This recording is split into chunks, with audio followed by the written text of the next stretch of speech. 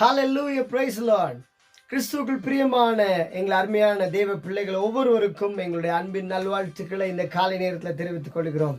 எல்லாரும் சந்தோஷமா இருக்கீங்களா? அந்த காலை நேரத்தில் உங்க எல்லாரையும் பார்க்கறது எங்களுக்கு மிகுந்த ஒரு சந்தோஷம். இந்த காலை நேரத்தில் எல்லாருமே பிஸியா ரெடி ஆகிட்டு இருப்பீங்க. இந்த மண்டே மார்னிங்னாலே பயங்கர டென்ஷன் தான். இல்லை, திரும்பி ஸ்கூல் போகணும், திருப்பி வேலைக்கு போகணும், திருப்பி காரியங்களை பார்க்கணும் அப்படின்னு சொல்லி பயங்கர டென்ஷனோட இருக்கலாம். இன்னைக்கு ஆண்டவர் எனக்கு என்ன ஆத்ம ஆகாரத்தை கொடுக்க போறாருன்னு சொல்லி வாஞ்சியோட பார்த்துட்டு இருக்கீங்களா? இன்னைக்கு ஆண்டவர் உங்களுக்கு ஒரு வார்த்தையை கொடுக்கிறாரு. 34ஆம் சங்கீதம் அதுல 5வது வசனம் இப்படியே போடப்பட்டிருக்கிறது. சங்கீதக்காரனாகிய தாவீது ஆண்டவரை மிகவும் ருசித்து அறிந்தவர். எல்லா சூழ்நிலைகளிலும் ஆண்டவர் அவருக்கு ஜெயத்தை கொடுத்ததை அவர் கண்கூடாய் பார்த்ததுனால் அவர் சொல்றாரு, அவர்கள் அவரை நோக்கி பார்த்து பிரகாசம் அடைந்தார்கள், அவர்கள் முகங்கள் வெட்கப்படவே இல்லை. எவர்கள்? ஆண்டவரை தேடுகிறவர்கள், ஆண்டவரை நோக்கி பார்க்கிறவர்கள், ஆண்டவருடைய பிள்ளைகள். அவர்கள் யாரை நோக்கி பார்த்தாங்களாம்? ஏசப்பாவை நோக்கி பார்த்தாங்களாம். அவங்க முகம் ஒரு நாள் வெட்கப்படவே இல்லையா? அவங்க முகம் பிரகாசம் அடைஞ்சிச்சான். இன்னைக்கு ஒரு லைட்டை நம்ம நோக்கி பார்க்கும்போது பாருங்க, நம்ம முகத்துல ஒரு வெளிச்சம் வருது. நம்ம வேதத்துல கூட மோசே என்கிற பக்தன் சீனாய் மலைக்கு ஏறி 40 நாள் ஜெபம் பண்ண போனார். அவர் முடிச்சுட்டு கீழே வரும்போது பார்த்தீங்கன்னா அவர் முகத்தை யாராலையும் பார்க்கவே முடியல. எல்லாரும் சொல்றாங்க, மோசே உன்னுடைய முகத்தை முக்காடு போட்டு மூடு, உன்னை என்னால பார்க்க முடியல. அந்த அளவுக்கு அவருடைய வெளிச்சம், ஆண்டுடைய பிரசனம் அவருடைய முகத்துல இருந்துச்சு. அதே மாதிரி ஏசப்பா 3 பேரை கூட்டிட்டு மலைக்கு போனார். அங்க போனோன்னு பார்த்தீங்கன்னா அவங்க முன்பாக மறுரூபமானார். அவருடைய முகம் கூட அவ்வளோ வெளிச்சமா இருந்துச்சுன்னு போடப்பட்டிருக்கிறது. இன்றைக்கு நம்ம வாழ்க்கையில கூட ஆண்டவர் நம்மை பிரகாசிப்பிக்கிற தேவனா இருக்கிறார். எந்த இடத்துல வெட்கப்பட்டு போனோமோ, எந்த இடத்துல தலை குனிந்தோமோ, அதே இடத்துல நம்முடைய தலையை உயர்த்துகிறவர், நம்முடைய முகத்தை பிரகாசிப்பிக்கிற பண்ணுகிற ஆண்டவர் உங்களோடு கூட தான் இருக்கிறார். ஆனா நம்ம அவரை மாத்திரம்தான் நோக்கி பார்க்கணும். நம்முடைய போக்கஸ் வேற எந்த பக்கமுமே திரும்பவே கூடாது. நம்ம ஏசப்பாவே இந்த பூமியில ஊழியம் செய்த நாட்கள்ல ஆண்டவர் தான் நோக்கி பார்த்தார், பிதாவாகிய தேவனை நோக்கி பார்த்தார். நம்முடைய வேதத்தில் ஒரு சம்பவம் எழுதப்பட்டிருக்கிறது. இன்றைக்கு நான் அதை உங்களுக்காக சுட்டி காட்ட விரும்புகிறேன். மார்க் எழுதின சுவிசேஷம் 6ஆம் அதிகாரத்துல ஒரு சம்பவம் நடைபெறுகிறது. 3 நாட்கள் ஆண்டவருடைய பாதத்துல அமர்ந்திருந்து ஜனங்களுடைய வார்த்தையை கேட்டாங்க. மலை பிரசங்கம் அப்படின்னு நமக்கு தெரியும்ல. அந்த 3 நாட்களும் அவருடைய வார்த்தையை கேட்டுக்கிட்டே இருந்தாங்க. அவங்களுக்கு பசியே எடுக்கல.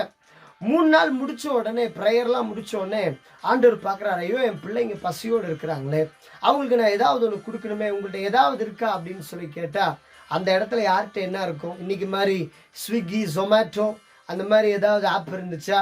எந்த விதமான ஹோட்டல் கூட இல்லையே. அப்போதான் அவங்க சொன்னாங்க, ஒரு பையன் இருக்கிறான், ஒரு குட்டி பையன்ட்டு 5 அப்பம் 2 மீன் இருக்கா ஆண்டவரே. ஆனால் இந்த 5 அப்பத்தை 2 மீனை வச்சு நாங்கள் என்ன செய்யறது? 200 பணத்துக்கு நீங்களே போய் ஏதாவது கொடுங்க அப்படின்னப்போ அவங்க சொல்றாங்க, 200 பணத்துக்கு நாங்கள் வாங்கி இவர்களுக்கு புசிக்கும்படி கொடுக்க கூடுமோ அப்படின்னு சொல்றாங்க. அவங்கள்ட்ட இருந்தது வெறும் 200 பணம் தான்.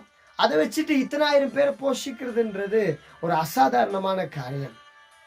அப்படிப்பட்ட சூழ்நிலையில் ஆண்டவர் சொல்றாரு, அதற்கு அவர் உங்களிடத்தில் எத்தனை அப்பங்கள் உண்டு போய் பாருங்கள் என்றார். 5 அப்பங்களும் 2 மீன்களும் என்றார்கள்.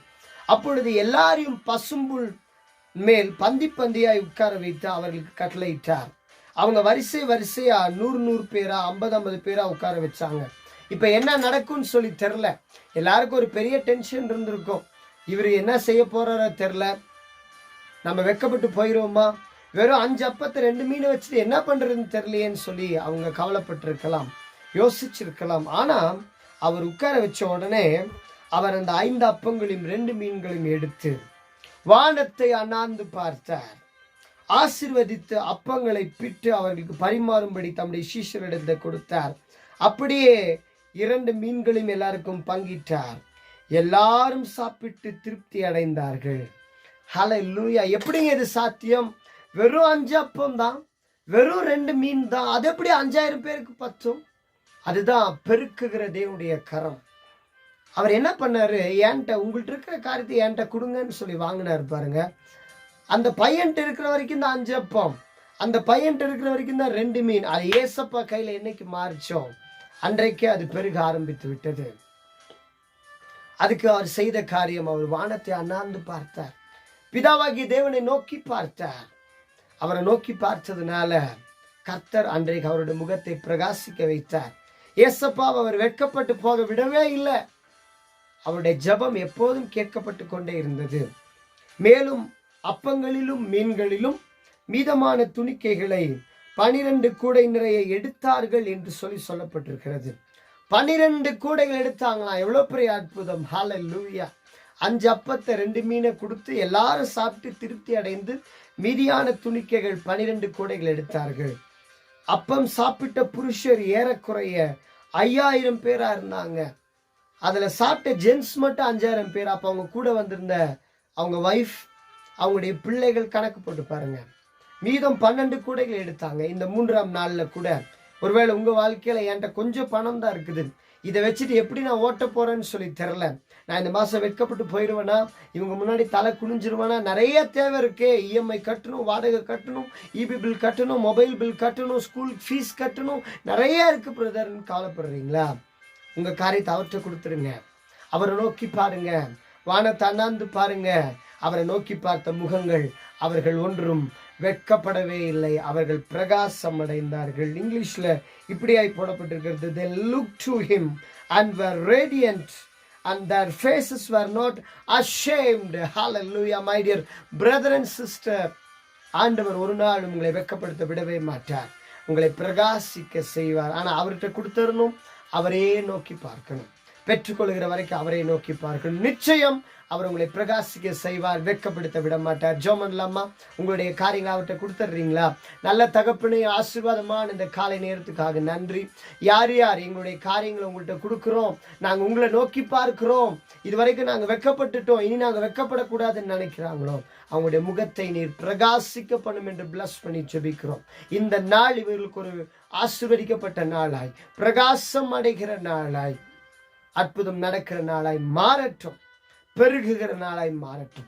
இயேசுவின் நாமத்தில் எதிர்பாராத அற்புதங்கள், சூப்பர் நேச்சுரல் மிராக்கிள்ஸ் இந்த நாள்ல உண்டாகட்டும் என்று ஜெபிக்கிறோம். நீங்க அப்படியே செய்ய போகிற அன்புக்காக நன்றி செலுத்தி ஜெபிக்கிறோம். நல்ல பிதாவே, ஆமேன், ஆமேன். உங்களுடைய முகத்தை அவர் பிரகாசிக்க செய்வார். God bless you. நீங்கள் வெட்கப்பட்டு போவதில்லை. ஆமேன்.